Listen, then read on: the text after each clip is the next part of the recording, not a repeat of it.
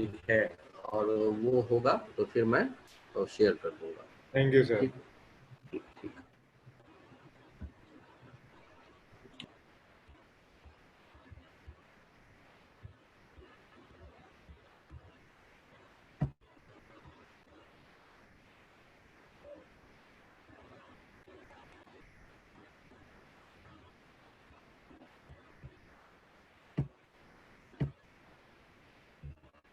तो हम लोग शुरू करें। आज वाला जो टॉपिक है इसको एक बार देखते हैं।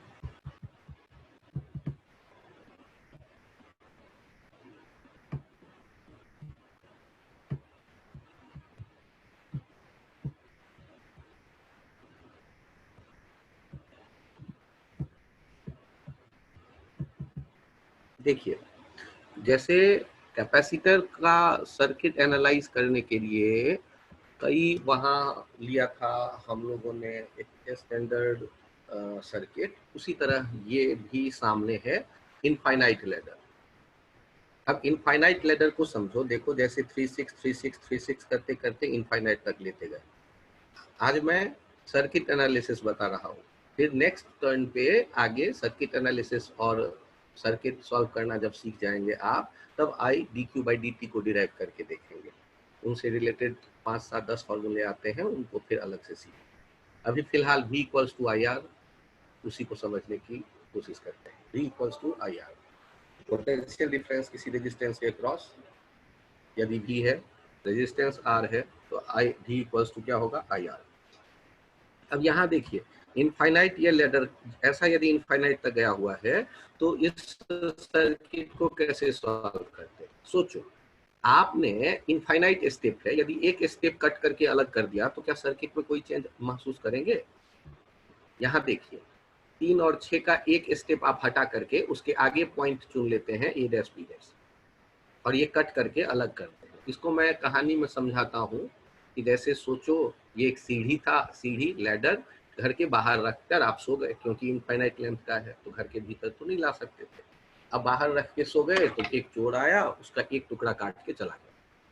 तो अब आप भूल जाओ कि आपके पास वो पहला वाला टुकड़ा है, ये भी वाला टुकड़ा है, हट गया।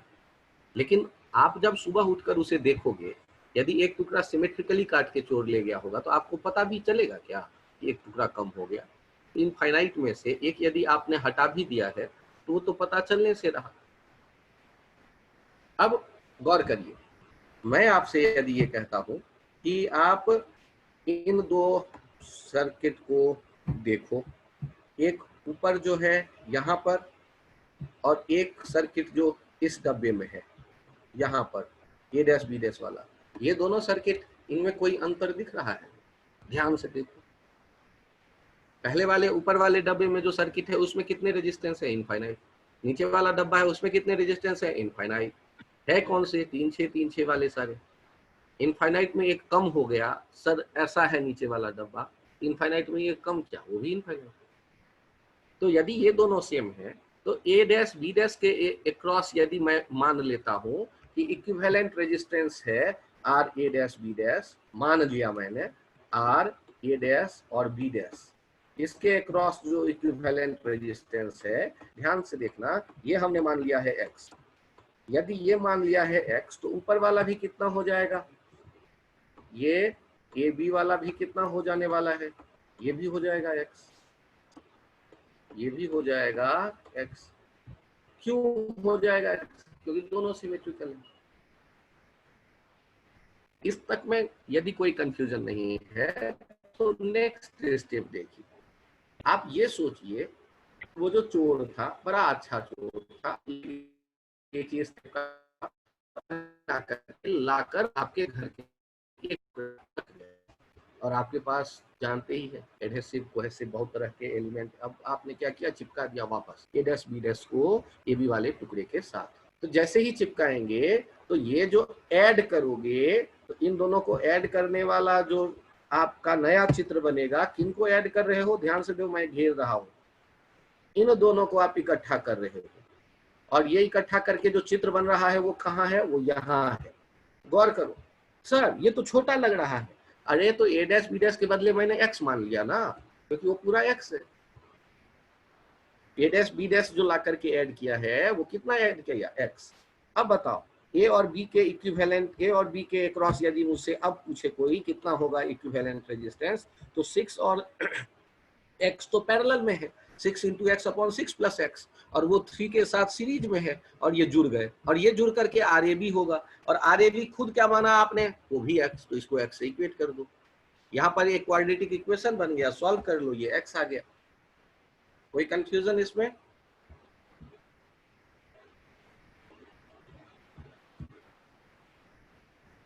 सिमरन समझ में आ गया आपके? Yes sir. आप में से किन्हीं को डाउट हो तो एक बार बताएं, यदि किन्हीं को लग रहा हो कंफ्यूजन है तो बताएं प्लीज। सो हम समझ में आ गया? Yes sir. पायल समझ में आया? Yes sir. रचित सिंगला कोई कंफ्यूजन? No sir. चलो, तो हम लोगों ने क्या देखा कि एक टुकड़ा पहले अलग करेंगे और फिर दोनों एक जैसे जो है उनके एक्स एक्स मान लेंगे, फिर ऐड करेंगे और फिर क्वाड्रेटिक इक्वेशन बनाएंगे और हमें रिजल्ट मिल जाएगा। ये काम जब हम कर चुके तो इसके आगे चलने पर हम लोगों को क्या करना है, इनफाइनाइट के एक इक्वेशन और देखिए, ये 1 2 3 1 2 3 1 2 3 1 2 3 कहां तक गया है, इनफाइनाइट तक, 3 3। ध्यान से देखिए, फिर से आप दो टुकड़ा करिए, एक स्टेप हटाकर ऐसे कि घर के बाहर यदि चोर छोड़ के गया है तो पुराना जो सर्किट था और अभी वाला जो सर्किट बचा हुआ है, इन दोनों में कोई अंतर आपको ना लगे। जैसे अभी जो आप ये देख रहे हैं ये है और एक जैसा है, तो ये भी x मान लो, तो ऊपर वाला भी x हो जाएगा। फिर वापस में इनको अटैच कर दो, अटैच करने पर ये बन गया साउंड, अटैच करने पर ये बन गया। अब इनका इफेक्टिव कैसे लिखेंगे, ध्यान से देखिए, ध्यान से देखिए, 2 और x आपस में पैरेलल, तो 2x/2 + x, 1 3 और 2x/2 + x आपस में series, 1 + 2x/2 + x + 3, R A B के बदले x रख दिया, सॉल्व कर लिया, क्वाड्रेटिक बना, रिजल्ट आ गया 2 + 2√3। तो हम लोगों ने इनफाइनाइट वाले, ऐसा लग रहा है मुझे, देखे और समझ में आया थोड़ा सा। अब यहाँ एक लेवल ऊपर आते हैं, एक लेवल ऊपर आते हैं, ध्यान से देखना। पहले मुझे ये बताओ, आपके किसी सर्किट में 5 रेजिस्टेंस है, जैसे आपके दिमाग में व्हीटस्टोन ब्रिज आ सकता है, आर आर आर आर सारे हैं। व्हीटस्टोन ब्रिज में हम क्या करते थे, इक्विवेलेंट रेजिस्टेंस कितना कर देते थे, तो वो निकाल लेंगे, जैसे भी आर हो जाता था। अब यदि सारे रेजिस्टेंस को डबल कर दोगे तो भी इफेक्टिव कितना आएगा, तो इफेक्टिव भी डबल हो जाएगा। सारे रेजिस्टेंस को ट्रिपल कर दोगे तो इफेक्टिव रेजिस्टेंस कितना होगा, वो भी ट्रिपल हो जाएगा। मतलब आपके सर्किट, कोई भी सर्किट हो, रैंडम कोई सर्किट हो, सर्किट में 25 रेजिस्टेंस है और सारे के इफेक्टिव रेजिस्टेंस आता है x, और यदि आप 2500 रेजिस्टेंस का वैल्यू डबल करके एक नया सर्किट बना लोगे तो उस सर्किट का इफेक्टिव कितना आना चाहिए, आप बताइए, x आना चाहिए या 2x आना चाहिए? तो कॉमन सेंस, वो भी 2x आएगा। यदि सारे के सारे ट्रिपल करके हम एक नया सर्किट बना ले, पहले वाले सर्किट का इफेक्टिव था x और ट्रिपल करके जो नया सर्किट बना उसका कितना होगा, तो 3x हो जाएगा। तो उस आइडिया को यहाँ मैं यूज करने वाला हूँ। ध्यान से देखिए, यहाँ क्या है, इनफाइनाइट ये भी है, देखना चित्र छोटा छोटा लिखा है, 1 2, अगला है k × 1 k × 2, उसके अगला है k² × 1 k² × 2, उसके अगला है k³ × 1 k³ × 2। स्टेप वाइज आप आगे बढ़ते जाते हैं और वो k times k² times k³ times होता चला जा रहा है। अब चोर आया, सर अब क्या करने, आप चोर आया, तो इनफाइनाइट वाले में हमेशा चोर को लाओ, सीढ़ी को बाहर रख के सो जाओ और चोर को लाओ। अब चोर ने क्या किया, ये एक टुकड़ा काट करके एक स्टेप सिमेट्रिकल अलग कर दिया। अब आप मुझे ये बताओ, ये ऊपर वाला टुकड़ा देखो और ये नीचे वाला टुकड़ा देखो, ध्यान से देखना। यदि मैं गौर करूं ऊपर वाला टुकड़ा और ये नीचे वाला टुकड़ा ए डैश बी डैश के क्रॉस, तो ऊपर वाला टुकड़ा कहां से शुरू हो रहा है 1 2 k1 k2 k square 1 k square 2 k cube 1 k cube 2, और नीचे वाला कहां से शुरू हो रहा है k 2k k square 2k k cube 2 k cube. तो इसका मतलब यदि मैं k कॉमन ले लूं या ये देखूं कि ऊपर वाले के सब को k टाइम्स यदि कर दिया तो मुझे नीचे वाला सर्किट मिल गया। इसका मतलब यदि ऊपर वाले का इक्विवेलेंट मैं x मानूंगा तो नीचे वाले का इक्विवेलेंट कितना टाइम्स हो जाएगा k टाइम्स x हो जाएगा। ये बहुत बड़ा ट्रिकी एक पॉइंट है। इनफाइनाइट 90% बच्चे सीख जाते हैं, लेकिन यदि ये k टाइम्स वाला आइडिया ना नहीं सीखते, ये 90% बच्चे गलत करते हैं। तो आप पहले ये फील करो ना कि ऊपर वाला यदि हम x मानते हैं तो एक से स्टेप हटाने के बाद जो टुकड़ा है, इन सारे टुकड़ों को हम देखें तो ऊपर वाला ही ये है, लेकिन ऊपर वाले के सारे रेजिस्टेंस को हमने k टाइम्स यदि कर दिया तो ये नीचे वाला ए डैश बी डैश वाला पूरा सिस्टम हमें मिला। क्यों? क्योंकि पहला वाला पार्ट क्या था, यहाँ k2 के यहाँ पर है 1 2, तो k टाइम्स कर दो k1 2 k into 1 k into 2, तो यही हो जाएगा ए डैश बी डैश वाला। अब ये ए डैश बी डैश नीचे जो है इनको वापस ऐड करोगे, चोर ला के रख दिया दूसरा टुकड़ा, ऐड करोगे देखो तो ये kx और 2 आपस में पैरेलल हो गए 2 into kx upon 2 plus kx, और ये 1 के साथ सीरीज में हो गए। और आर ए बी के बदले हम kx लिखेंगे या x लिखेंगे, तो आर ए बी के बदले क्या लिखने वाले हैं x, आर ए बी के बदले हम क्या लिखने वाले हैं x। क्यों? और R A dash B dash के बदले क्या लिखा था हमने kx। तो यहाँ ये ट्रिक है कि यदि आर ए बी एक्स मानेंगे तो R A dash B dash के एक्स मानना पड़ेगा, क्योंकि वो उनके सारे ए बी वाले के टाइम्स आपने कर दिया है, तो ये मिला है ए डैश बी डैश। तो ए बी वाले के इफेक्टिव एक्स, तो ए डैश बी डैश के इफेक्टिव के एक्स। अब ये वापस ने इससे ला करके जो रखा था टुकड़ा उसके साथ के एक्स को अटैच किया, पैरेलल देखा, सीरीज देखा, इफेक्टिव को ये एक्स से इक्वेट किया, क्वाड्रेटिक इक्वेशन बना लेंगे, सॉल्व कर लेंगे। सर आप सॉल्व तो करते नहीं हो, कहते हो सॉल्व कर लेंगे। अरे न्यूमेरिकल रहेगा तो ऐसे ही सॉल्व हो जाएगा ना क्वाड्रेटिक बन करके, घबराओ मत। अगला क्वेश्चन इसी के आइडिया को अप्लाई करके देखो। ये 2 5 4 10 8 8 20 16 ऐसे देखो, 2 4 8 16 32 5 10 20 40 80, मतलब डबल है, सारे एक एक स्टेप वाइज डबल हो गया। तो जब हमने यहाँ चोर को बुलाया, भाई मेरे क्वेश्चन बनाने के लिए जरूरी है तू एक टुकड़ा काट के ले जा, तो ऊपर वाला जो टुकड़ा है ए बी के क्रॉस यदि हमने x माना, तो नीचे वाला जो टुकड़ा है ये नीचे ए डैश बी डैश के क्रॉस, ये वाला कितना मानना पड़ेगा 2x मानना पड़ेगा, क्योंकि ऊपर वाले के सबको डबल कर दो तो ये नीचे वाला दिख जाएगा। 2 2 जा 4 5 2 जा 10 4 2 जा 8 10 2 जा 20, तो ये नीचे वाला आ जाएगा। तो ऊपर वाला x तो नीचे वाला इफेक्टिव 2x। तो अब वापस इनको ऐड कर दो, ऐड करके ये नया सर्किट बना, आर ए बी निकाल लिया, 2 के साथ 5 into 2x by 5 plus 2x series में आ जाएगा, और उसको आर ए बी के बदले x रख देंगे, क्वाड्रेटिक बन जाएगा, सॉल्व कर लेंगे तो अपने पास रिजल्ट आ जाएगा। रिजल्ट आ गया 9 प्लस माइनस छोड़ दिया क्योंकि वो निगेटिव हो जाता, √161/4। तो ये इनफाइनाइट सर्किट का कहानी हम यहाँ देख रहे थे। इनफाइनाइट सर्किट के बाद नेक्स्ट आता है अपने पास फाइनाइट लैडर। ये इनफाइनाइट लैडर था, ये फाइनाइट लैडर। अब जब फाइनाइट लैडर कभी आए, फाइनाइट लैडर का क्या मतलब हो गया, सीधी नियत लंबाई की है, फर्स्ट फ्लोर तक जा सकती है या सेकंड फ्लोर तक, बांस बल्लियों का बना हुआ एक सीढ़ी है, सेकंड फ्लोर तक जा सकती है, मतलब एक लिमिट है। ऐसा जब है तो आपको पता है कि दूसरा सिरा कहाँ, और जब ये पता है, ध्यान से देखो, ए से करंट इंटर करेगा और ये बी से निकलेगा, ध्यान देना। यहां तक आने के बाद करंट को दो रास्ते दिखे, एक तो नीचे आ गया, एक करंट आगे गया, दो टुकड़ों में बट करके, और ये आगे आने के बाद फिर दो रास्ते दिखे, ये एक टुकड़ा इधर गया फिर इधर गया, नाम बदलते चलोगे, I1 I2 I3 I4, फिर आगे आया I4, फिर I5 I6, ऐसे बदलता जाएगा, फिर आगे गया I5 I7 I8, ऐसे बदलते। अब यहाँ गौर करो कि ये सब कोई सीरीज पैरेलल दिखाया नहीं, तो इन दोनों को देखो तो सही,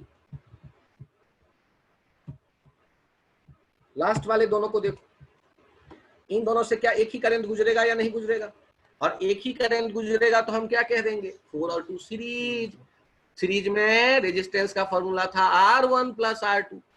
सर वो तो हम लोग C1 C2 by C1 plus C2 कर, कैपेसिटेंस उल्टा, सीरीज 4 और 2 हो गया 4 प्लस 2 6। ध्यान से देखिएगा, अब ये जो डाटा है उनको इनके साथ देखो, ये 6 को 3 के साथ, 6 को 3 के साथ वो पैरेलल में आ जाएंगे। 6 3 कितना हो जाता है, 6 इंटू 3 बाई 6 प्लस 3 2 हो गया 2।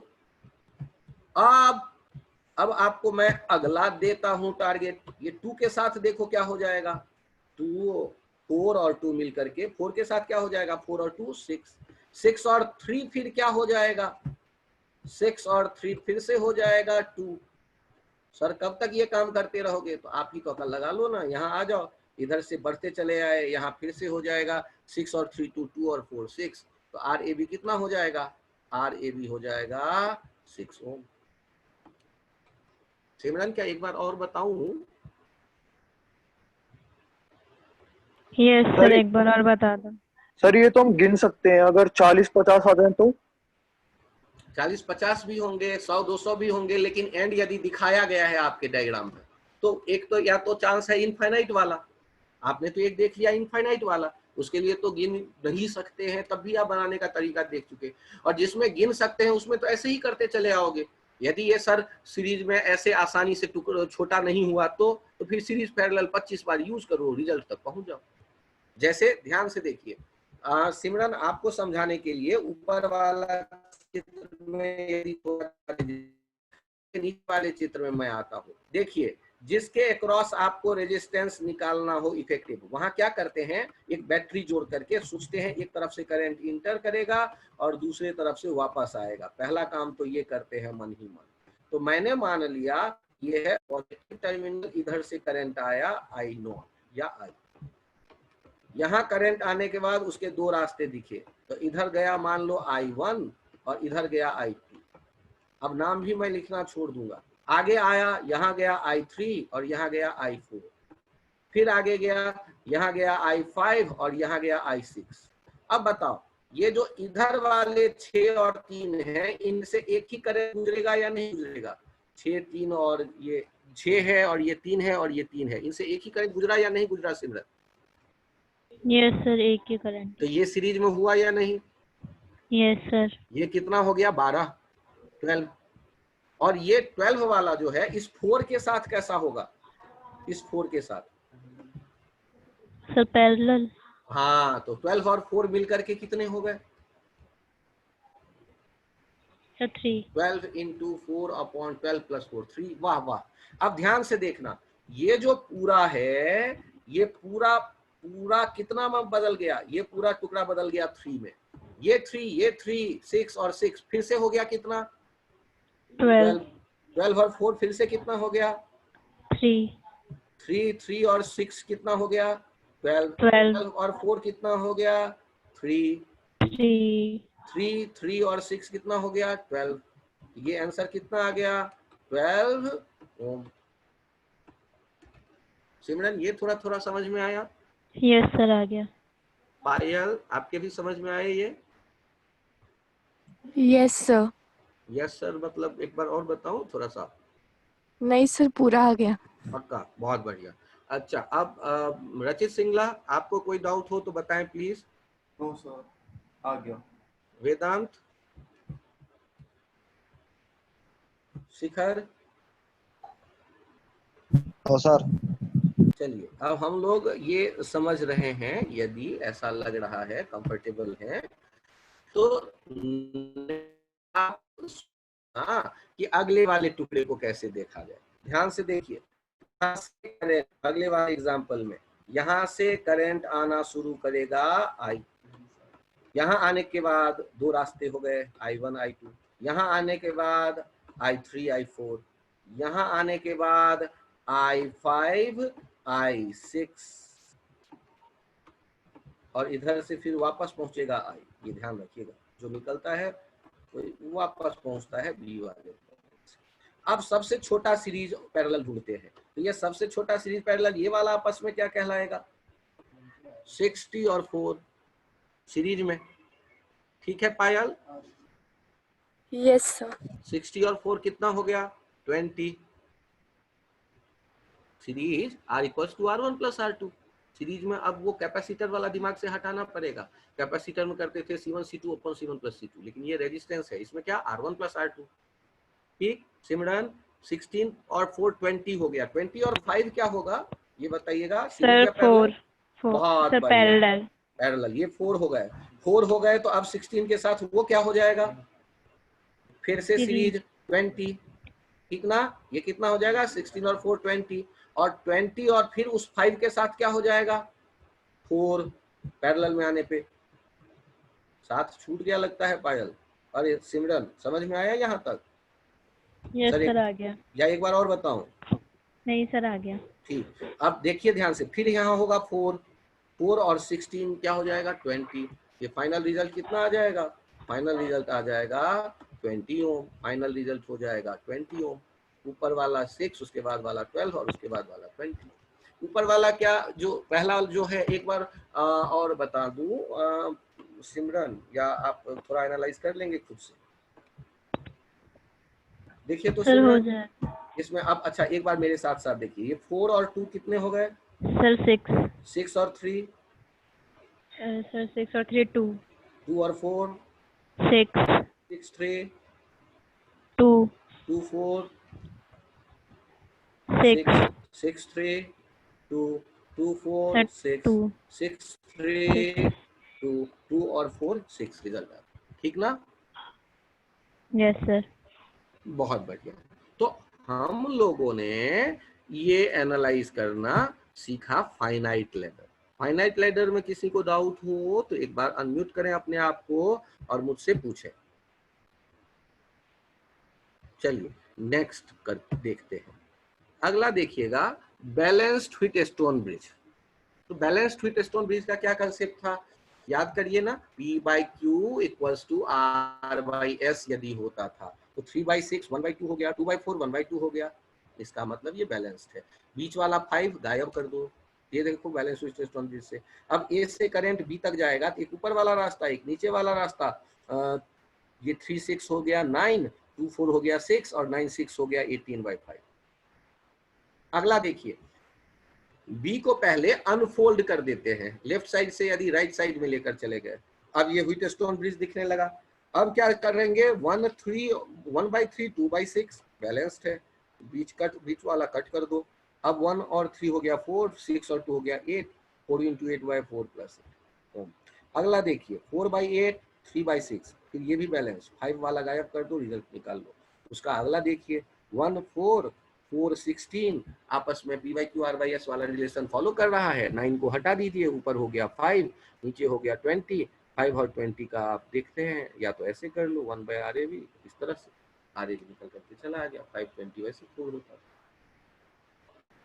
क्या बैलेंस व्हीटस्टोन ब्रिज में इसमें और रुक के समझे हम लोग, या ओके? सर कैपेसिटर की तरह तो है। बस इसीलिए ना मैंने कहा कि आप सर्किट एनालिसिस को एक नजर देख लो, तो आपको ये लग जाएगा कि हमने जो मेहनत किया है वो 2 चैप्टर में काम आएगा, एक कैपेसिटेंस में और एक इलेक्ट्रिक करंट में। केवल फॉर्मूला रिवर्स हो गया है। रेजिस्टेंस में R equals to R1 plus R2 है, तब जब करंट सेम है, तब जब वो सीरीज में है। जबकि पैरेलल में होता है 1/R equals to 1/R1 plus 1/R। और कैपेसिटर के केस में जब पोटेंशियल डिफरेंस सेम है, पैरेलल में है, तो वहां आप फॉर्मूला बदल देते हैं, C equals to C1 plus C। और सीरीज में जब चार्ज सेम हुआ करता है तो 1/C equals to 1/C1 plus 1/C। इतना सा अंतर लेकर के काम करते हैं। सर अगला अगर क्वेश्चन देखिए, एक सर्किट में एक से ज्यादा बैटरी। वेट करिए। अभी नया सर्किट आप अभी मेरे साथ पहले सर्किट एनालिसिस सीखिए, फिर नया सर्किट के सारे रास्ते आपके पास होंगे, आप बना सकते हैं। यहाँ देखिए इसमें कितने रेजिस्टेंस दिख रहे हैं, गिनती करके देखिए। ए बी के बीच इफेक्टिव मुझे निकालना है, टोटल रेजिस्टेंस कितने दिख रहे हैं? 6 दिख रहे हैं। तो बहुत अधिक चांस है कि एग्जामिनर ने बैलेंस व्हीटस्टोन ब्रिज बनाने की कोशिश किया हो। या तो वो सीरीज पैरेलल सिंपल होता या फिर वो बैलेंस विद स्टोन ब्रिज में जाएगा। एक काम करो, ए बी वाले पॉइंट को कट करके सर्किट को अनफोल्ड कर दो। तो ये जो 12 ओम बी वाले पर जुड़ा था वो 12 को अलग करके मैंने बी को अनफोल्ड किया। अब वो 12 वाले को वापस बी से जोड़ दो, कोई दिक्कत नहीं। अब ध्यान से देखो, ए बी के बीच एक बैलेंस विद स्टोन ब्रिज है और एक उसके साथ पैरेलल में 12 ओम है। तो ऊपर वाला बैलेंस्ड होने के कारण 7 ओम को गायब कर दो। 4 1 4 16 और नीचे वाला 12 आपस में वो पैरेलल में हो गए। निकल आया 1/RAB इक्वल्स टू 4 + 1 5 4 + 16 20 और 12 निकल आया। इसमें यदि कोई कंफ्यूजन हो तो आप बताएं प्लीज। सर क्या किया सर? पहले वाले क्वेश्चन में कितने थे, गिनती करके बताओ। 6 थे तो क्या होने के चांस है? बैलेंस। लेकिन बैलेंस के लिए चाहिए कितने? 5। तो एक कहाँ से हटाएं? P/Q R/S और बीच वाले के अलावा जो हो उसको हटा सकते हैं। तो यहाँ से पहले कैंची लाए नाई से मांग कर। सर किसको हटा सकते हैं? रुक जाओ बालक, ध्यान से सुनो। नाई को जानते हो ना, बाल बनाता है। लॉकडाउन के कारण अभी बाल बढ़े हुए हैं, नहीं जा सकते हम लोग बाहर। तो वो जो नाई से कैंची लाओ और कैंची ला करके बी पॉइंट के पास ये जो 12 ओम लगा हुआ है उसका एक सिरा कट कर दो, बी से अलग कर दो 12 ओम को। और देखो तो ये चित्र जो बना हुआ दिख रहा है वो पसंद आया? और बी को अनफोल्ड करो, राइट साइड में लेते जाओ 7 ओम के। अब ये चित्र देखो, पसंद आया? Yes sir. चित्र पहले पसंद करो। क्या ये ए बी के बीच में अभी एक 12 ओम लटका है इससे, और ए बी के बीच में तुम्हारा 5 रेजिस्टेंस दिख रहे हैं, क्या वो बैलेंस विद स्टोन ब्रिज है या नहीं है? हो जाएगा सर। ध्यान से देखो यार। अब ये जो 12 लटका हुआ है उसको ले चल के जोड़ो बी से, 12 वाले को जोड़ो बी से। अब यदि 12 वाले को जो बी से जोड़ दोगे तो ऊपर में एक बैलेंस विद स्टोन ब्रिज था और ये नीचे 12 उसके साथ पैरेलल, और बैलेंस विद स्टोन ब्रिज में ये 7 वाला हटा दो। अब ये देखो 4 + 1 5 16 + 4 20 और 12 आपस में किसमें हो गए? पैरेलल में। इफेक्टिव निकाल लो, 1/R = 1/R1 + 1/R2 + 1/R। क्या लक्ष्य, एक बार और समझाऊं? आ गया सर। इसके बगल में जो 2 एग्जाम्पल हैं ऐसे ही बन जाएगा, समझ में आ रहा है? यहाँ देखिए 2 और एग्जाम्पल अगल बगल में मैंने लिख दिए हैं। सर हाँ एक चीज बोलो। पूछनी है सर, वो जो हम काटते हैं वो कहाँ से काटना होता है? इस तरह से काटना था अपनी अकलमंदी से कि हमें एक बैलेंस विद स्टोन ब्रिज दिख जाए। ओके ठीक है ना? इस तरह से काटना था कि मुझे एक बैलेंस विद स्टोन ब्रिज दिख जाए।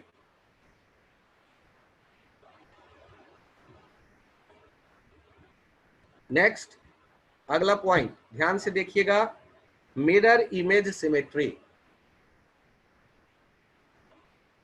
अगला पॉइंट देखिए, mirror image symmetry. Mirror image symmetry ध्यान से सुनिए। यदि मिरर के प्लेन मिरर के सामने आप खड़े होंगे तो मिरर के दूसरी तरफ भी आप ही होंगे। मिरर के सामने आप खड़े होंगे तो दूसरी तरफ सलमान खान है, मतलब वो मिरर नहीं है, प्लेन कांच है। मिरर होना का मतलब मिरर से जितनी दूरी पे आप होंगे उतनी ही दूरी पे आपका इमेज होगा पीछे। अब यहाँ देखिए, परपेंडिकुलर मिरर की मैं बात कर रहा हूं, तो किसके परपेंडिकुलर? तो पहले आप सर्किट में जाइए, ए और बी के क्रॉस इफेक्टिव रेजिस्टेंस आपको निकालना है। ए और बी के क्रॉस यदि इफेक्टिव रेजिस्टेंस निकालना है तो आप यहाँ मुझे बताइए, ए और बी के क्रॉस यहाँ इफेक्टिव रेजिस्टेंस आपको निकालना है। क्या यहाँ आपको एक मिरर दिख सकता है जो मैंने बनाए हैं मिरर? सर यदि ये मिरर है तो देखिए 6 के सामने में 6 दिख रहा होगा, 6 के सामने में 6, सलमान खान के सामने सलमान खान का, 3 के सामने 3, अमिताभ बच्चन के सामने अमिताभ बच्चन, ये रणवीर कपूर, 2 ओम के सामने ये 2 ओम रणवीर कपूर, 4 ओम वाला खुद ही मिरर पे ही है, उसके 2 टुकड़े कर लो, 2 ओम लेफ्ट 2 ओम राइट, ऐसे देख सकते हो, वो भी अपने का इमेज खुद ही। अब ये जब ऐसा सीन आ जाता है तो इसके सॉल्व करते वक्त मैं आपको जो बता रहा हूं ध्यान दीजिए। मैं ये कहता हूं कि जो आप रेजिस्टेंस में गौर कर रहे हैं कि इमेज फॉलो किया जा रहा है सिस्टम, तो करंट में भी फॉलो होगा। यदि नीचे वाले 2 में यहां पर हम कहते हैं कि करंट है I2, तो इस वाले 2 में भी करंट कितना होना चाहिए? I2। इस वाले में भी करंट कितना होना चाहिए? I2। ये नहीं कि इस वाले 2 ओम में 3 एम्पियर और इस वाले 2 ओम में 5 एम्पियर, ये जो करंट यहाँ होगा वही करंट यहाँ होगा। 3 वाले में यदि मैं कहता हूं करंट I3, तो इधर वाले 3 ओम में जो उसका इमेज है उस वाले आर्म में भी करंट होगा I3। तो इमेज के साथ आप करंट के भी इमेज को देखो। क्या करंट का इमेज दिखना शुरू हो गया? और यदि करंट का इमेज दिखना शुरू हो गया तो ध्यान से सोचिए, M वाले पॉइंट पे 6 ओम आकर के जुड़ा, उधर से I1 करंट आया और वो दूसरे वाले 6 ओम में I1 करंट गया। इसका मतलब वहां पर M के जंक्शन बनाने की कोई आवश्यकता नहीं है। उस पॉइंट को आप अलग भी कर सकते हो, इस पॉइंट को अलग भी कर दोगे तो कोई अंतर नहीं पड़ेगा, क्योंकि करंट को M से कोई लेना देना नहीं है। क्योंकि नीचे वाले आर्म में I2 ही कबड्डी खेलने वाला है, नीचे वाले आर्म में I2 ही कबड्डी खेलने वाला है। इसका मतलब वहां से आप जंक्शन को अलग करके एक नया चित्र देखो। ये करते हैं मिरर इमेज होने पर। और अब गौर करो, यदि ऊपर एक करंट गया और ये नीचे वाले आर्म में गया, तो ये यहाँ पहुंचा और ये ऊपर वाले आर्म से वापस यहाँ पहुंचा, और यहाँ आने के बाद जो करंट है ऊपर वाले 3 ओम के ऊपर में जब पहुंचा लेफ्ट साइड से, उसके 2 रास्ते दिखे। ये जो 2 रास्ते आप बन रहे हैं, तो आप देखिए ना, नीचे वाला 6 और 6 क्या हो जाएगा, सीरीज 6 and 6 12, 12 और 4 क्या हो जाता है, 12 और 4 आपस में पैरेलल में कितने हो जाते हैं, 12 into 4 by 12 plus 4, 48/16, 3 3 3 3 3 3 3 सीरीज में, तो 9 हो जाएगा। 3 3 3 क्या हो गया, 9। और ये नीचे वाला 2 और 2 हो गया 4, और 9 और 4 आपस में पैरेलल में, 9 into 4 by 9 plus 4, ये आ गया अपने पास इफेक्टिव रेजिस्टेंस। यदि एक भी रेजिस्टेंस अपना इमेज खो दे, मतलब अपना इमेज उसका ना मिले, ये 3 के बदले यहाँ पर यदि 9 होता, किसी एक के बदले, मतलब यहाँ पर यदि मैं कह दूं कि यहाँ पर 3 नहीं है, यहाँ 5 है, तो क्या ये मिरर इमेज वाला कंसेप्ट यूज हो पाएगा? तो मिरर इमेज वाला कंसेप्ट गायब हो जाएगा। फिर इतने आसानी से आपका आंसर नहीं आएगा। आधे एक घंटे बाद कभी कभार कुछ बच्चों के आंसर आ जाते हैं, आपके तो नहीं आएंगे।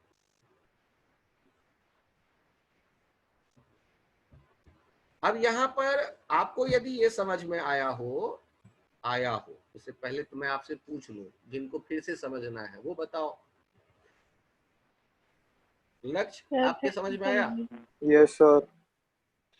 हाँ, वो ये रचित सिंगला आपके समझ में आया?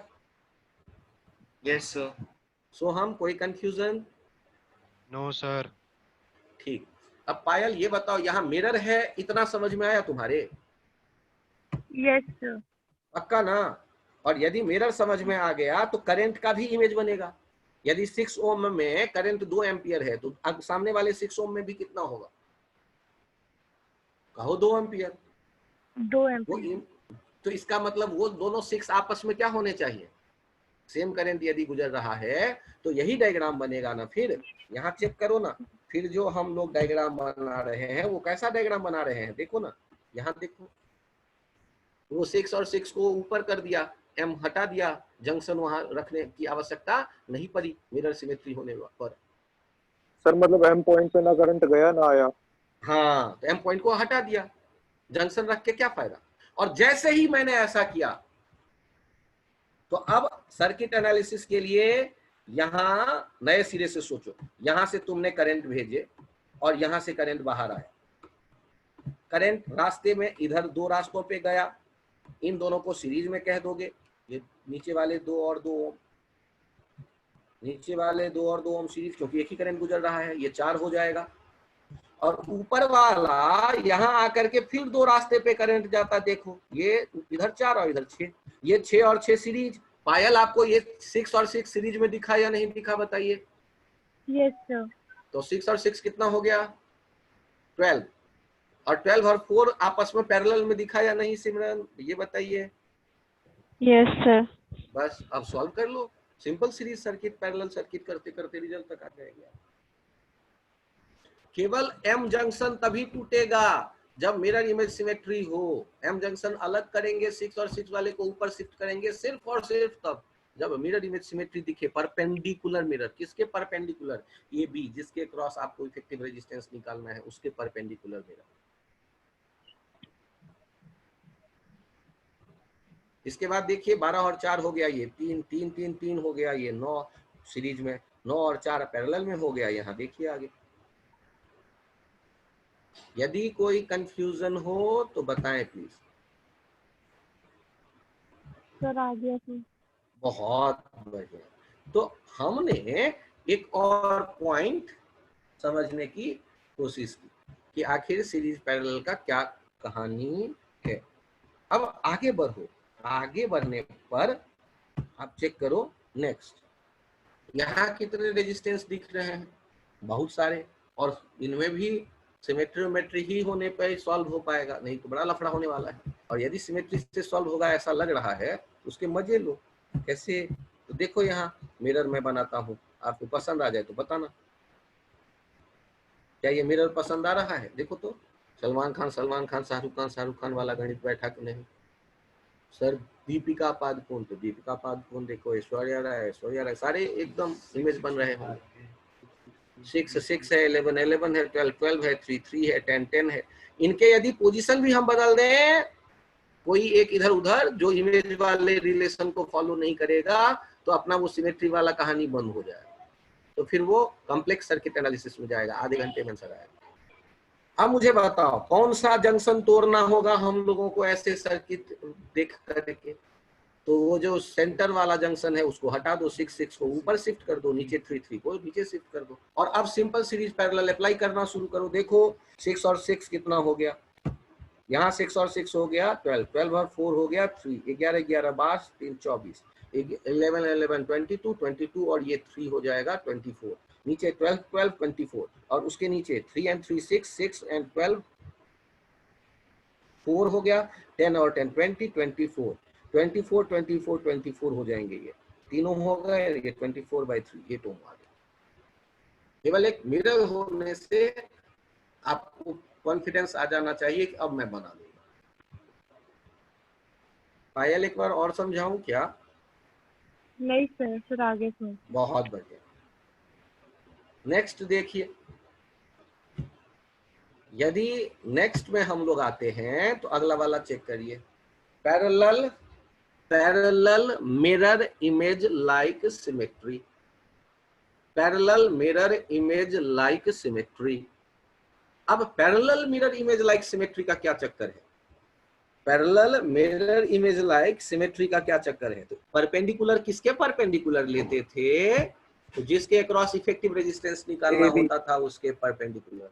तो पैरेलल किसके पैरेलल लेने की बात करेंगे? उसी के पैरेलल। अब यहाँ पर यदि ऐसा है तो गौर करिए कि हम यहाँ मिरर लें तो कैसे लें। अब मुझे सोच करके जवाब दीजिए, क्या मैं ऐसे मिरर ले सकता हूँ यहाँ पर?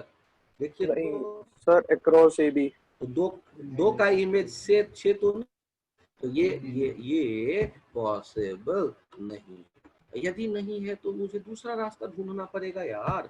तो दूसरा रास्ता ले हो ए बी के जाने वाला लाइन, और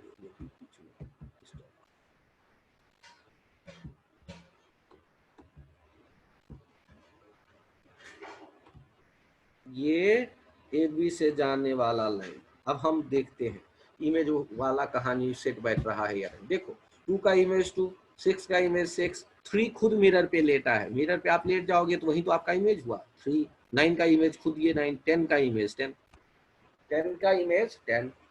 तो अब जब ये इमेज होगा तो अब ध्यान दीजिएगा, जो करंट 2 ओम में होगा ऊपर वही करंट 2 ओम में होगा नीचे।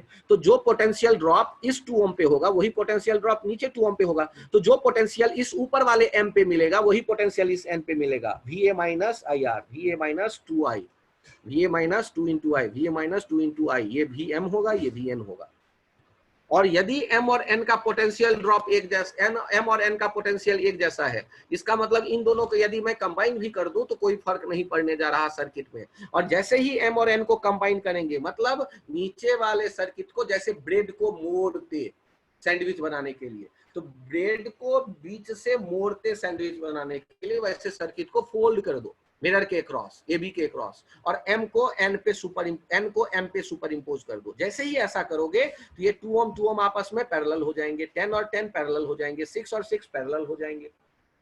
एन को उठा के एम पे रखना है, तो एन को उठा के एम पे रखते ही आप चेक तो करो कि क्या हो जाएगा, 2 और 2 किस में आ जाएंगे, पैरेलल में, 6 और 6 पैरेलल में। अरे यार वैसे भी तो सोच लो यार, एम और एन एक जैसे पोटेंशियल हैं, तो बी एम और बी एन एक जैसा पोटेंशियल डिफरेंस, इसका मतलब 6 और 6 पैरेलल होंगे। तो पैरेलल में क्या हो जाएगा, 6/2 3, ये 2 और 2 हो जाएगा 1, 10 और 10 हो जाएगा 5। तो चेक करो नया चित्र, 1 3 5, और ये 2 और 6 वैसे ही रहेगा। नीचे क्या था यार, नीचे तो मैं वही भूल गया, नीचे वाले पे क्या लिया गया है, 3 और 9 लिया गया है क्या? यस सर, 3 और 3। मैं उसको करेक्ट कर देता हूँ यहाँ, 3 और 9। तो यहाँ ये चेक कर लीजिएगा, ये करेक्ट करके मैं सर उस पे लिख दे रहा। हाँ बोलो। सर, वैसे एम और एन पॉइंट का अगर पोटेंशियल सेम है तो फिर 10 ओम के बीच में तो करंट फ्लो होना ही नहीं चाहिए ना। वेट कर लो ना बालक, एम और एन के बीच में कोई करंट फ्लो नहीं होगा, इसीलिए मैंने एम को एन के साथ चिपका दिया। पहले काम तो ये करो। अब मुझे बताओ, एम और एन को चिपकाने के बाद ध्यान से देखो तो क्या क्या लिखा है ऊपर, जहां पेंसिल है मेरा, एम और एन। तो एम और एन को जब चिपका दोगे तो ए और एम या ए और एन के बीच में जो रेजिस्टेंस थे वो आपस में क्या हो जाएंगे, करंट तो मैं बाद में सोच लूंगा कहाँ जाएगा कहाँ नहीं जाएगा। पहले तो ये बताओ, एम और एन को चिपका देने के बाद वो पैरेलल में यदि हो गए तो 2 और 2 का पैरेलल कितना हो जाता है, 1, और 6 और 6 का पैरेलल कितना हो गया, 3। ये जो 10 है और ये जो 10 है वो आपस में कितने हो गए, 5। अब ये बताओ नीचे क्या था, 3 9, 1 3 और 3 9, 1 3 और 3 9 यदि है, ऐसा यदि सीन है 1 3 और 3 9, तो इसका मतलब यहाँ पर क्या बैलेंस्ड विथ स्टोन ब्रिज दिख रहा है। ये यार ये मुझे या तो क्वेश्चन में चेंज करना है, एक सेकेंड, या तो मुझे क्वेश्चन में चेंज करना होगा या आंसर में।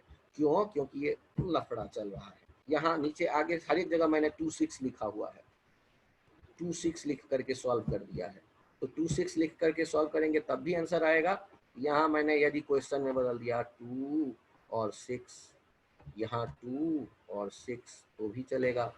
और यदि ये यही 2 और 6 रहेगा, 2 और 6, ये 2 6 1 3, तो यहाँ बैलेंस विथ स्टोन ब्रिज होने के कारण ये बीच वाला 6 को हटा दो और उसके बाद सीरीज पैरेलल देख लो।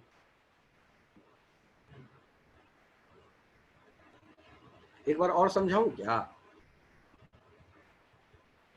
2 6 बीच वाला 2 6 है वो ध्यान रखना, 2 का खुद ही इमेज 2, 6 का खुद ही इमेज 6, ऐसा। या बीच वाले को तुम 3 9 लेके भी कर सकते हो, नीचे आंसर केवल बदल लेना, कहीं एक जगह चेंज करना पड़ेगा, या तो क्वेश्चन या तो। हाँ बोलो सर, इसको क्यों नहीं लिया पैरेलल में, 2 और 6 वाले को? किसके साथ पैरेलल में लेना चाहते हो सर, मतलब 2 2 को भी ले लिया, 6 6 को भी ले लिया, 10 10 को भी ले लिया। अकेले है ना बालक, ये 2 किसके बीच में है ये बताना, ए और बी के। ए और बी के बीच में जो ये शुरू वाला नाम मैं लेता हूँ, मान लो यहाँ अभी सारा मैंने हटा दिया। यदि ये 3 और 9 मैंने नाम रखा हुआ है तो 3 के साथ कौन सा पैरेलल में लेना चाहते हो, ये 3 किसके अक्रॉस है, ए और ओ के अक्रॉस। ए और ओ के अक्रॉस क्या कोई दूसरा रेजिस्टेंस और है, या कोई ऐसा पॉइंट है जो तुम ओ पे लाके रख रहे हो? No sir. तुम एन को एम पे ले जाके रख रहे हो ना, सैंडविच फोल्ड करोगे तो ये 2 वाला 2 से गया, बीच वाले में डबल थोड़े न होगा, बीच वाला 3 तो एक ही लाइन रहेगा ना, और वो 9 तो एक ही लाइन रहेगा ना, वहां दूसरा कौन आ रहा है? समझिए सर, सेम वोल्टेज इसलिए पैरेलल में ले लिया।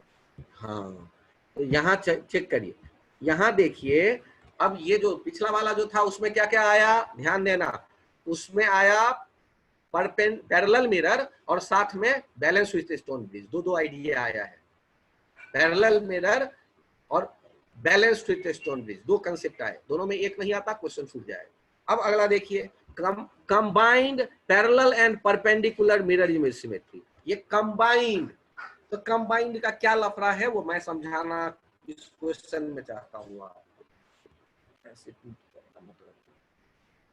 यहाँ चेक करते हैं कि हम लोग कि मिरर अभी कौन सा दिख रहा है, क्या अभी हमें कोई मिरर यहाँ दिख रहा है, परपेंडिकुलर या पैरेलल? आराम से सोचिए और मुझे बताइए। क्या मैं मिरर को ऐसे रखूं तो क्या आपका मन मानेगा? देखो ध्यान से, ऐसे रखूं तो क्या मिरर है? तो कहोगे कि हाँ यार 6 6 6 6 4 4 4 4। तो इसको आप पैरेलल मिरर से भी परपेंडिकुलर मिरर से भी बना सकते हो। परपेंडिकुलर मिरर ज्यादा आसान होगा, लेकिन मैंने इसको परपेंडिकुलर मिरर से नहीं बनाया। मैंने उसको नहीं ध्यान दिया। मैंने क्या ध्यान दे दिया बनाते वक्त, मैंने यहाँ सोच लिया कि इसको मैं पैरेलल मिरर से देख करके बनाने की सोचने लगा। पैरेलल मिरर है या नहीं वो भी चेक कर लो। 24 24 4 4 4 4 6 6 6 6, हाँ ये 6 6 6 6, ये 5 खुद ही लेटा पड़ा है, ये 5 खुद ही लेटा पड़ा है मेरा पे। तो ये तो मैंने यहाँ दोनों यूज हो सकता है, ये प्लस में नहीं, ये दोनों यूज कर सकते हो, पैरेलल मिरर भी परपेंडिकुलर मिरर, जो तुम्हें अच्छा लगे। तो चलो हाँ बोलो। पैरेलल में 24 आधा आधा नहीं कट जाएगा? पैरेलल मिरर में अभी जब अप्लाई करना शुरू करेंगे तो पहले मुझे ये बताओ कौन कौन से पॉइंट सेम पोटेंशियल पे हैं? एम, हाँ एम डैश और एम। बहुत बढ़िया बालक। यदि एम डैश और एम सेम पॉइंट पे हैं तो देखो यहाँ पर हमने लिखा हुआ है, यहाँ हो गया एम और एम डैश एक जगह, एम डैश एक जगह, ध्यान देना जल्दबाजी मत करना।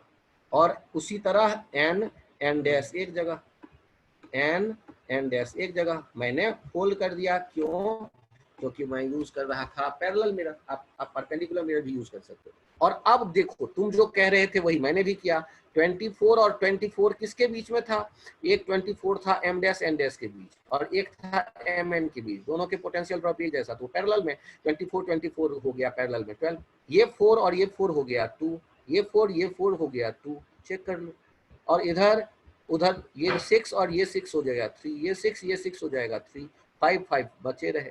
उसके बाद आगे देखो यहाँ कौन सा मिरर आया, यहाँ पर परपेंडिकुलर मिरर सिमेट्री मुझे यूज करना पड़ा। चेक करो यहाँ मुझे क्या यूज करना पड़ गया, यहाँ मुझे यूज करना पड़ गया उसके आगे चलने पर परपेंडिकुलर मिरर इमेज। मतलब पैरेलल लेके मैंने शुरू तो किया, लेकिन आगे परपेंडिकुलर मिरर फिर से दिख गया।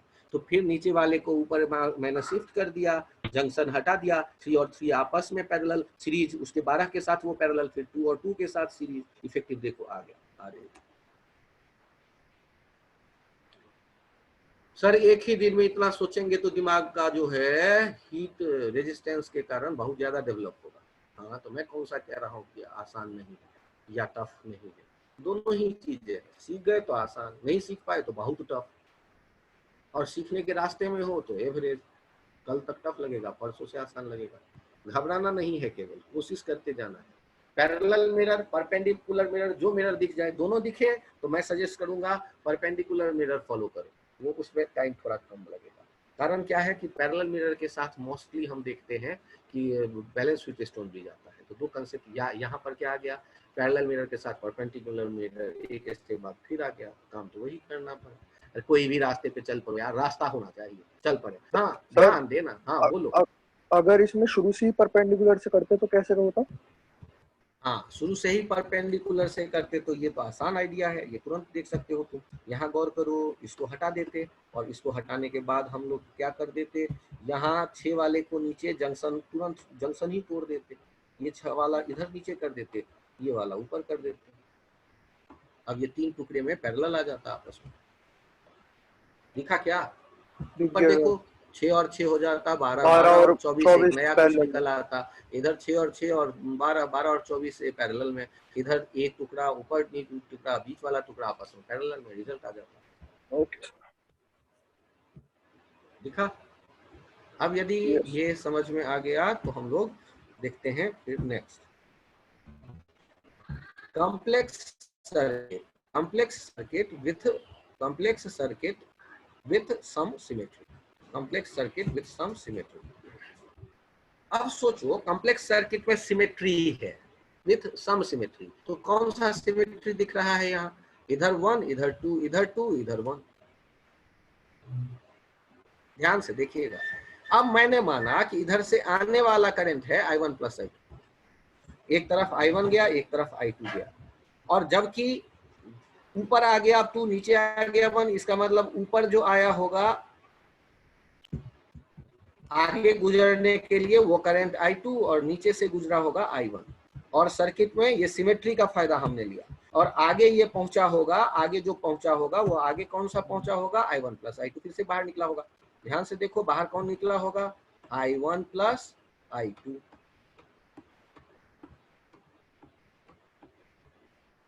I1 प्लस I2 निकला होगा। फिर से देखिए, मैंने कहा 1 और 2, और यहाँ 2 और 1, तो यहाँ से इंटर किया, ऊपर से 1 नीचे से 2, तो बाहर जो आएगा ऊपर से 2 और नीचे से 1, क्योंकि सिमेट्रिकल हो गया वो थोड़ा सा इस कारण से। और जिनको सिमेट्री नहीं समझ में आए घबराना मत, विदाउट सिमेट्री वाला आगे बताऊंगा, वो अप्लाई कर देना, थोड़ा ज्यादा मेहनत और कोई खास बात। चलिए यहाँ एक लूप रूल लगाते हैं। सर ये लूप रूल क्या कहता है? लूप रूल कहता है कि लूप में जितने भी एलिमेंट हैं उन सबके अक्रॉस पोटेंशियल डिफरेंस का सम करेंगे तो 0 आएगा। ये कहलाता है किरचॉफ्स लूप रूल। ऐसे सोचो, मान लो हमने इनके नाम दिए, यहाँ लिखा इस पॉइंट को, कॉर्नर वाले को A, नहीं इस पॉइंट को कह दिया 1, यहाँ पर कह दिया इस पॉइंट को 2, यहाँ कह दिया 3, ये कह दिया 4, ये कॉर्नर्स के नाम दे दिए। तो V1 माइनस V2, ध्यान से सुनना, V1 minus V2 plus V2 minus V3 plus V3 minus V4 plus V4 minus V1 कितना हो जाएगा? ये तो अलजेब्रा है ना यार। V1 minus V2 plus V2 minus V3, तो V2 कट गया। V2 minus V3 plus V3 minus V4, तो V3 कट गया। ऐसे काटते चलो, और शुरू वाला 1 V1 और अंत वाला माइनस V1 वो भी कट जाएगा।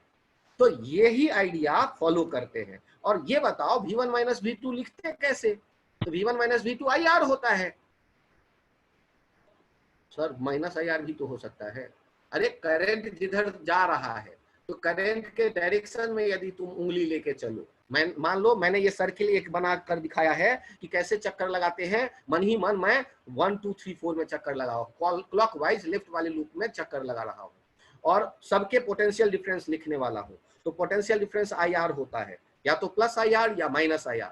तो करंट के डायरेक्शन में हम चलेंगे तो प्लस IR। क्यों? क्योंकि करंट में पीछे वाला टर्मिनल हमेशा जिधर से करंट आ रही है हाई होगा और जिधर करंट जा रही है वो लो होगा। तो V1 माइनस V2 क्या होगा? Plus IR। अब गौर करो एक पॉइंट और, जंक्शन रूल। जंक्शन रूल देखो, नीचे वाले आर्म में 3 ओम में कितना करंट आया होगा? 3 ओम में कितना करंट आया होगा? I1 या I2 या I1 प्लस I2 या I1 माइनस I2? सोच के जवाब देना भाई। ऊपर वाले आर्म में I1 आया, आगे चला गया I2, तो जो बचा हुआ होगा I1 माइनस I2 वो नीचे आएगा। क्या ये करंट जंक्शन रूल समझ में आया? जंक्शन पे जितना करंट आता है उतना ही जाता है। तो इस पॉइंट 2 वाले पॉइंट पे I1 करंट आया और आगे चला गया I2, तो बीच वाले आर्म में कितना आया होगा? I1 minus I2। सर ये माइनस I1 माइनस I2 नहीं होना चाहिए? अच्छा ये बताओ, लेफ्ट साइड से कितना पानी आ रहा है, मतलब करंट आ रहा है? I1। राइट साइड कितना गया? I2। हाँ ठीक है। I1 माइनस I2 जो बचा वो गया नीचे। सही बात, ठीक है। अब लूप रूल देखो, तो 1 इंटू I1 और लूप रूल, लूप में उंगली लेके चलते हैं, उंगली लेके चलते हैं, जैसे कलम लेके मैं चल रहा हूँ कोई एक डायरेक्शन में, मैं क्लॉकवाइज चलने की सोच रहा हूँ। किसी एक कॉर्नर से चलना शुरू करेंगे, सारे एलिमेंट को ट्रेस करके वापस उसी पॉइंट तक आएंगे। ये बेसिक आइडिया। तो क्या करते हैं, करंट उंगली के डायरेक्शन में, तो प्लस 1 इंटू I1, करंट के डायरेक्शन में उंगली, इसका मतलब plus 3 into I1 minus I2। और यहाँ पर नीचे वाले भुजा में जब आप जा रहे होगे तो करंट जिधर जा रहा है आ रहा है उसके अपोजिट चल रहे हो, तो माइनस 2 इंटू I2। और 4 से 1 के बीच में कोई है ही नहीं, तो 0। तो यहाँ पर चेक कर लो, I1 into 1 plus I1 minus I2 into 3 minus 2 into I2 equals to 0। Solve कर लो, I2 कितना आ गया? 4I1/5।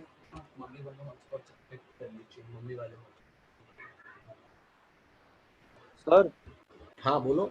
सर अगर हम करंट के डायरेक्शन में जा रहे हैं तो नेगेटिव में, फिर से बोलो। सर अगर हम करंट के डायरेक्शन में जा रहे हैं तो माइनस IR नहीं लेना चाहिए, क्योंकि अच्छा एक मिनट। अच्छा मुझे ये बताओ, तुम्हारा राइट हैंड कौन सा है? इसके लिए कोई रूल है या एक परंपरा बनी हुई है? सर हाँ, तो बस वो कन्वेंशन है। और तुम यदि फिर भी अकल लगाना चाहते हो तो मुझे खुद बताओ V1 माइनस V2 क्या लिखोगे? प्लस I1 माइनस I2 या V1 2 तो बोर्ड पे दिख रहा है ना, व्हाइट बोर्ड पे या स्क्रीन पे। V1 माइनस V2 क्या लिखोगे? प्लस या माइनस? प्लस।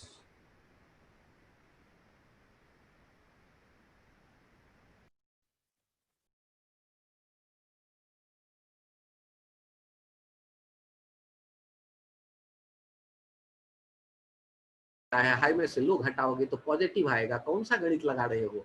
कम गणित लगाओ, कम। बड़े में से छोटे को घटाते हैं तो पॉजिटिव मिलता है, इतना ही गणित लगाओ ना, इससे ज्यादा क्यों लगाते हो मैथ्स?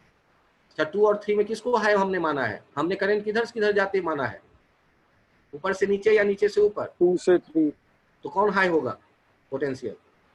तीसरा वाला, वो 2 वाला। हाँ, तो 2 में से 2 में V2 माइनस V3 पॉजिटिव आएगा। या तो तुम कन्वेंशन सीख लो या पूरा अकल लगा लो। तो एक बार अकल लगा लो, बाद में कन्वेंशन लगा लो।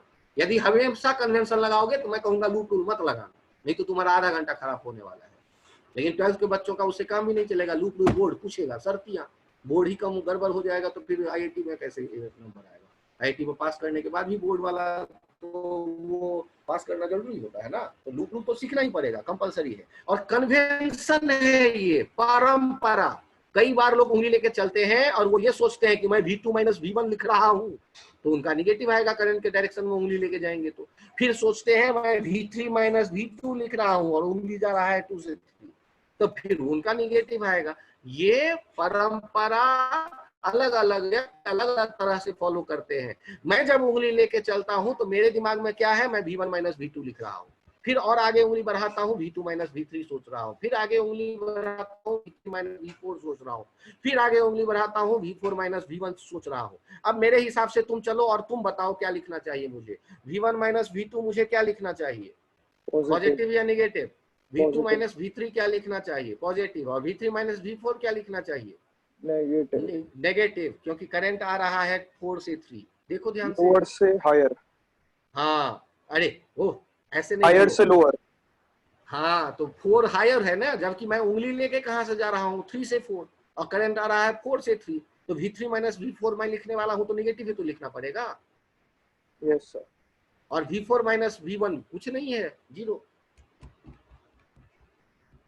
फिर से एक बार समझाऊं?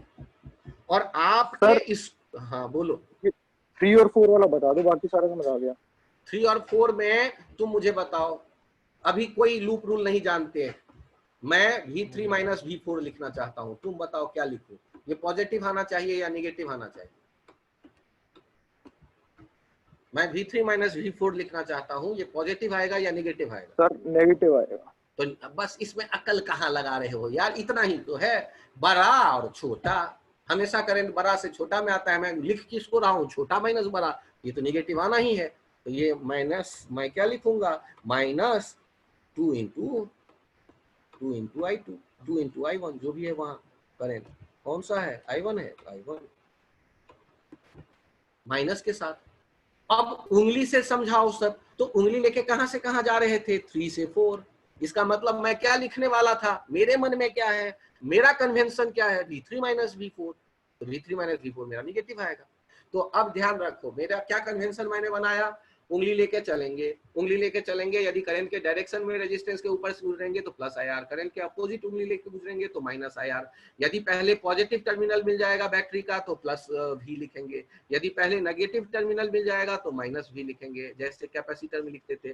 पहले माइनस चार्ज मिल जाता था तो नेगेटिव Q/C लिखते थे, पहले पॉजिटिव चार्ज मिल जाता था तो प्लस Q/C लिखते थे, पोटेंशियल डिफरेंस। वैसे यहाँ लिखेंगे। और अभी इसकी मैं प्रैक्टिस करवाऊंगा 6 एग्जाम्पल में, तो घबराओ मत, वहां भी पहुंचेंगे। फिलहाल पहला वाला लूप समझ में आया, और उसका ये एग्जाम्पल देखो, जो ये लाइन, ये जो लिखा हुआ है, उसको समझने की कोशिश करो। और हाँ यदि बोलोगे तो मैं आगे बढ़ूंगा, यदि हाँ बोलोगे तो मैं आगे बढ़ूंगा। ठीक है, चलिए। तो यहाँ हम लोगों ने क्या देखा कि ये जो लूप रूल हम अप्लाई कर रहे हैं, उससे एक लूप रूल से अपना काम बन गया।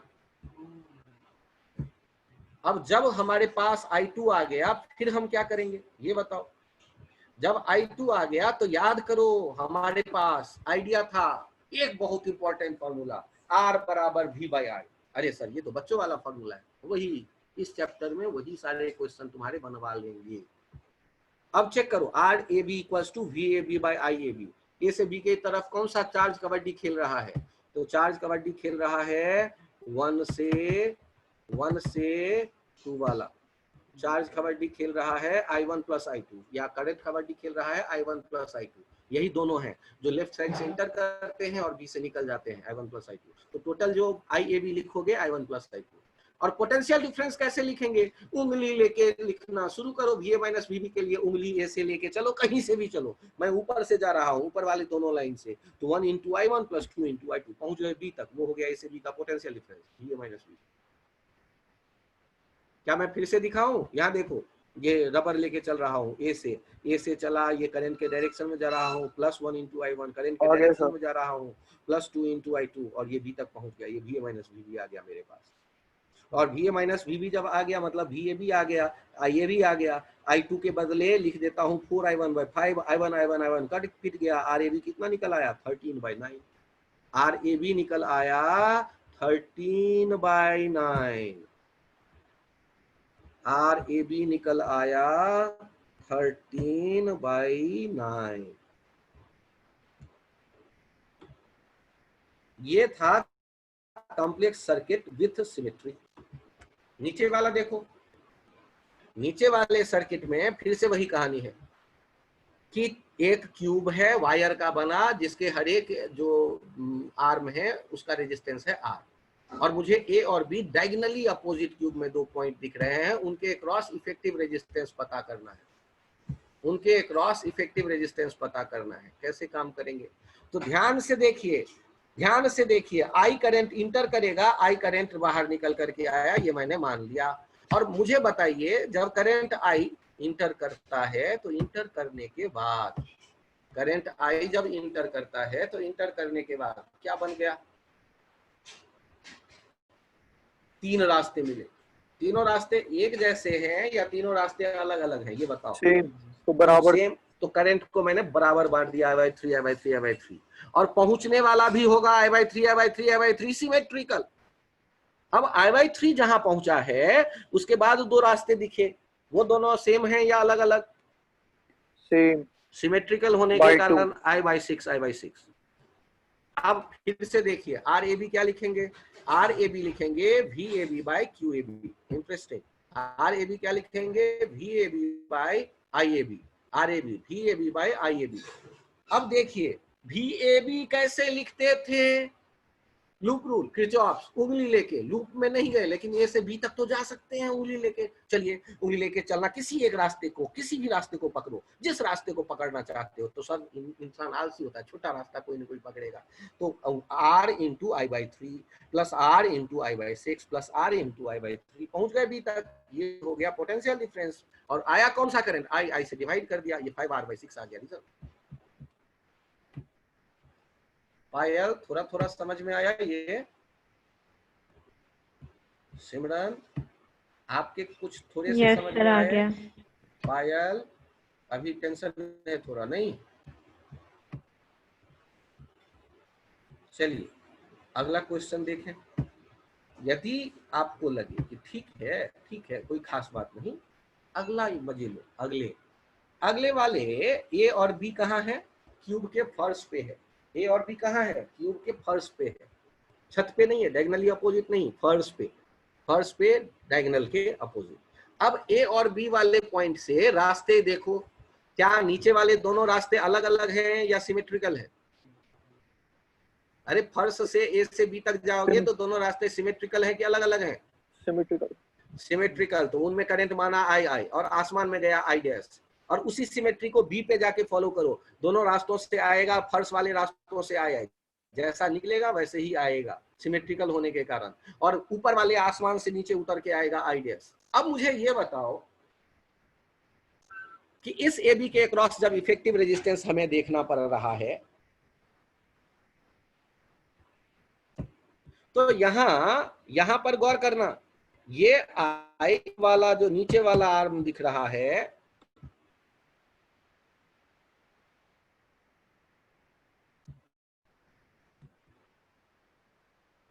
नीचे वाले आर्म में आए, उसके बगल वाले में आए तो क्या गया, नीचे वाले आर्म में आए, बगल में आए, क्या करंट ऊपर गया? और ऊपर नहीं गया तो उन दोनों आर्म का होने का क्या मतलब? और यदि कोई मतलब नहीं तो कैंची लाओ, काट के बाहर फेंक दो, और बाहर फेंक दो तो डब्बा दिखने कैसे लगेगा? दो आर्म गायब हो गया है, अब डब्बा कैसा दिखने लगा उसे देखो।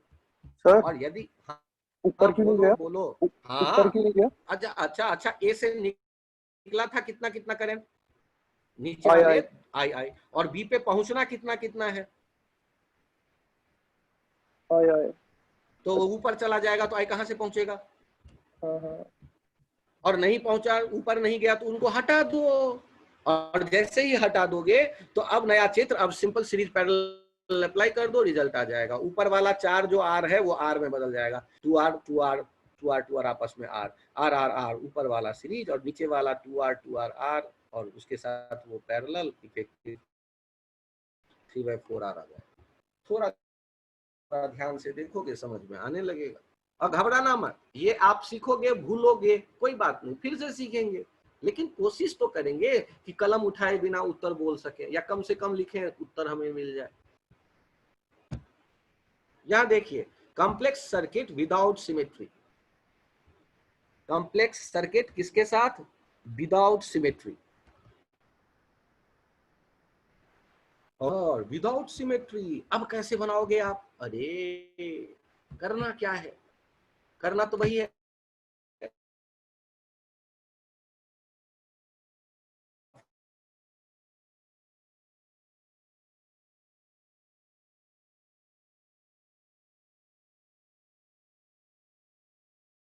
सर आपकी आवाज नहीं आ रही।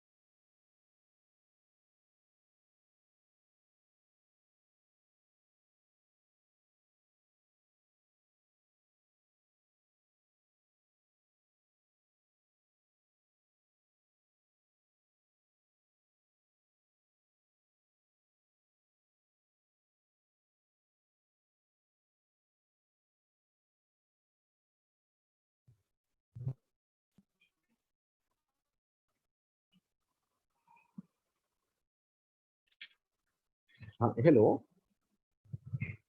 Yes sir. हाँ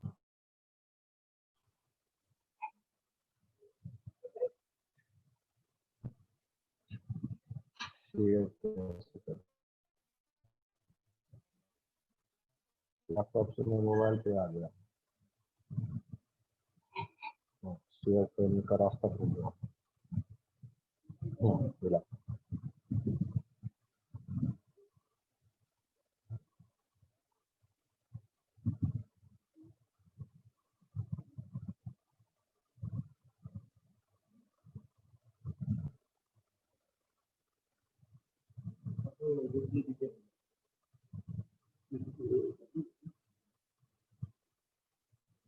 तुम बैठो।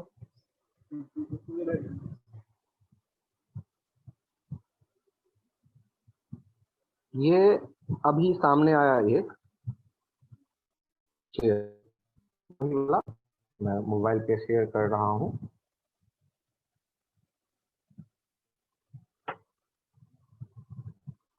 अब क्वेश्चन देखिए,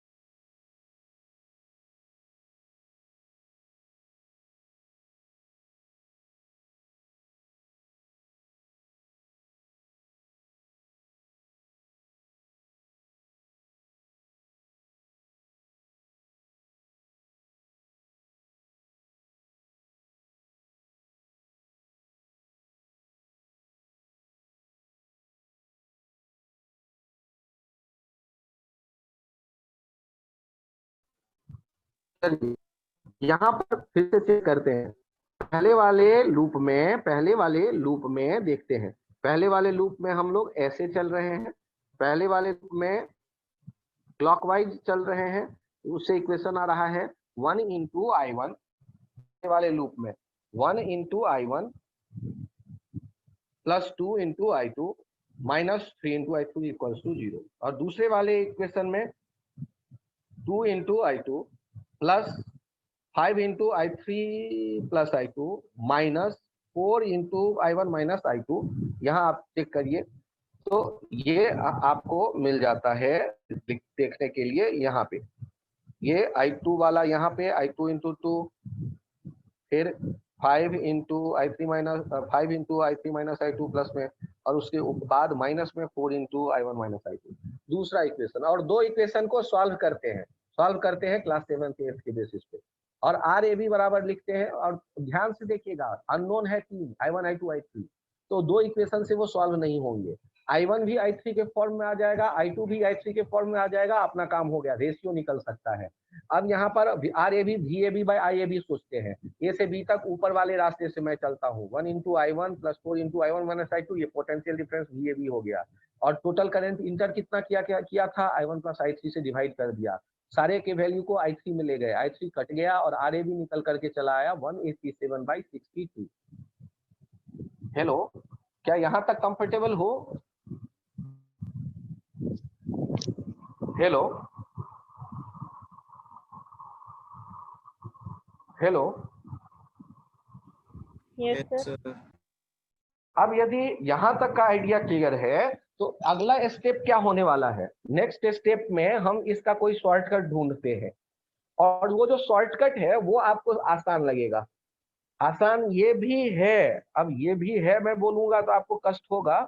यदि एक्स वाई के इक्वेशन बनाते हैं, सॉल्व करते हैं, लेकिन 1 मिनट में ये नहीं बनता यार, मेहनत है। अब आसान वाला जो रास्ता है उसमें जो आइडिया यूज होगा, उस आइडिया की एक परेशानी है कि वो बीटेक में यूज किया जाता है, 11th 12th के बोर्ड में हम उसे यूज नहीं कर सकते। बोर्ड में हमें ऐसे ही जाना पड़ेगा। लेकिन कॉम्पिटेटिव एग्जाम में क्योंकि सारे क्वेश्चन ऑब्जेक्टिव हमें मिलते हैं, या हमें वो कॉपी तो चेक करेगा ABCD वाला कंप्यूटर, इसका मतलब कि अपन वहां कुछ भी यूज कर सकते हैं, जो मर्जी किसी भी लेवल का आइडिया हो।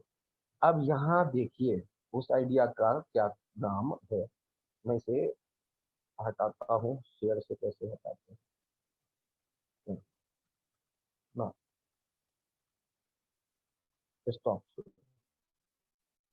इसे शेयर करें, फोटो में आए, गैलरी में पिक्चर, और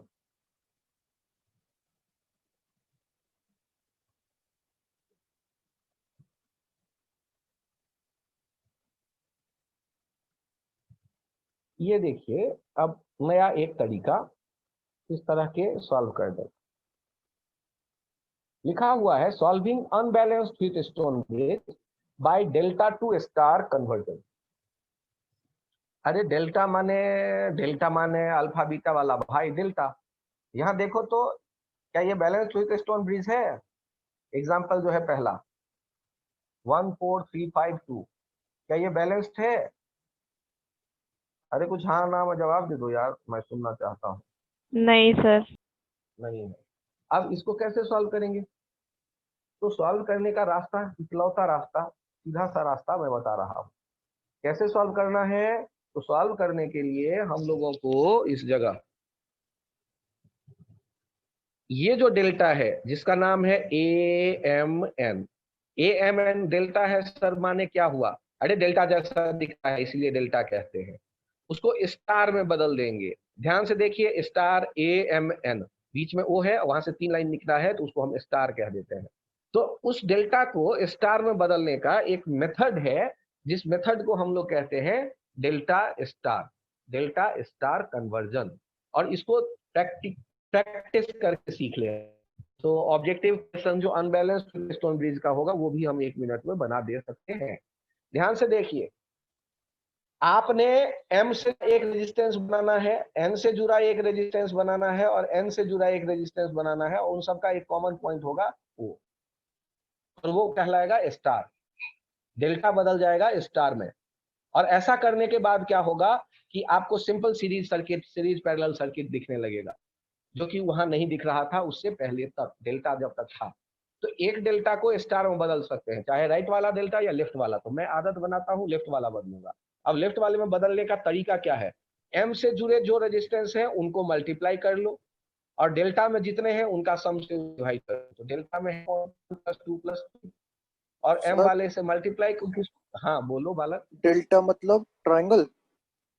हाँ, डेल्टा मतलब ट्रायंगल, और स्टार मतलब एक पॉइंट से निकला 3 लाइन, एक पॉइंट से 3 डायरेक्शन में लाइन दिखा देंगे तो चित्र में जैसे स्टार बनाते हैं वैसे स्टार दिखने लगेगा। सर अरे समझ मेरे में पास आया। तो है। अरे रुक जा, नहीं आया तो इसको कौन सी बड़ी समझ में नहीं आया, ये तो नॉर्मल स्थिति है। क्या देखो, इसे हम कह रहे हैं डेल्टा। डेल्टा पसंद आ गया? Yes sir. और इस डेल्टा को हम बदलना चाहते हैं स्टार में। स्टार कैसे बनेगा वो देख लो। ये स्टार, ऊपर वाला डेल्टा और ये नीचे वाला स्टार। अरे डेल्टा स्टार दोनों दिखा या नहीं दिखा?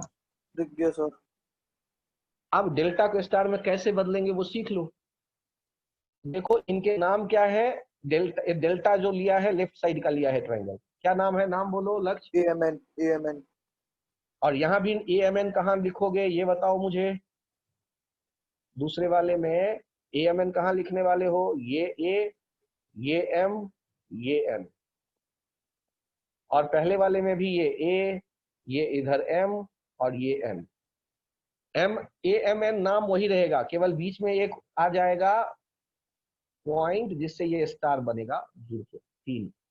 अब ये M वाला कैसे? देखो यहाँ वो 3 में बदल जाएगा ऐसे, और जैसे ही ये डेल्टा, ध्यान देना, जैसे ही डेल्टा स्टार में बदल जाएगा तो नीचे वाला A से B के बीच में सारे सीरीज पैरेलल दिख रहे हैं या नहीं? Yes sir. तो यही काम करेंगे, तो हमें लूप रूल नहीं लिखना पड़ेगा। अनबैलेंस्ड वाला वो जो पिछला वाला काम किया वो नहीं करना पड़ेगा। ध्यान से देखो, 4 एग्जाम्पल में इसे अप्लाई करते हैं। कोई एक समझ में आ गया तो खुश हो लेंगे, एक भी नहीं समझ में आया तो सारा ये तरीका छोड़ देंगे और पुराने वाले तरीके पे वापस चले जाएंगे। ठीक है, ट्राई करके देखने में कोई बुराई नहीं। अब शुरू करो।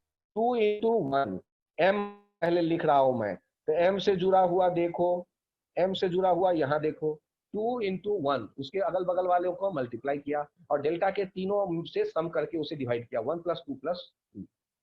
चलिए n वाला देखिए, n वाला कैसे लिखेंगे स्टार का पार्ट, तो n वाले के साथ कौन कौन जुड़ा था, डेल्टा का कौन कौन, 3 into 2, n से कौन कौन जुड़ा था, 3 into 2, और नीचे पूरा सम लिख देंगे 1 + 2 + 3। ए से कौन कौन जुड़ा था, ए से जुड़ा था 1 and 3, 1 into 3 upon 1 + 2 + 3।